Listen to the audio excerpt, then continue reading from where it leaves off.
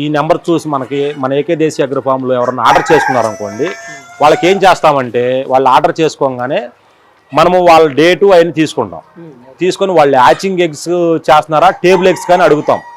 Yachting eggs అన్నారనుకోండి, మనం ఏం చేస్తామంటే మనం నీట్గా బాక్స్ ప్యాక్ చేసి దాని మీద ఓన్లీ యాచింగ్ అనే పెడతాం. దాంట్లో దీంట్లో మిక్స్ కాకుండా ఓన్లీ యాచింగ్ అనే అంత నీట్గా జాగ్రత్తగా పంపిస్తాం. అది కూడా వాళ్ళు ఆర్డర్ పెట్టుకోగానే వాళ్ళ దగ్గరలో మనకి విజయవాడ గుంటూరు రైల్వే స్టేషన్లో ఉంది. వాళ్ళు అక్కడ వాళ్ళ ఏజెంట్ ఉంటారు. మనం ఎంత జాగ్రత్తగా తీసుకుని వాళ్ళకి అప్పచెబుతాం వాటిని.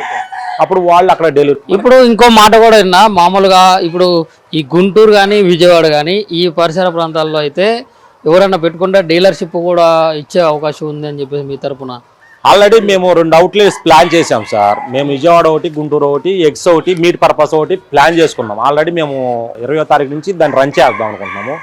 ఆసక్తి ఉన్నవాళ్ళు ఎవరైనా సరే, ఆసక్తి ఉన్నవాళ్ళు ఎవరైనా మమ్మల్ని అప్రోచ్ అయితే వాళ్ళకి ఎగ్స్ మీట్ పర్పస్ మీద కోళ్ళని మేము సప్లై చేయగలుగుతాం.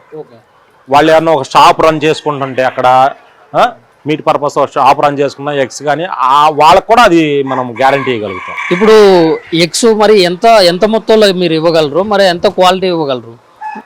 మనం మినిమం వచ్చేటప్పటికి యాచరీ ఎగ్స్ వచ్చేటప్పటికి 1050 ఇస్తామండి మినిమం. ఎందుకంటే 5 బాక్సులు వస్తాయి. బాక్స్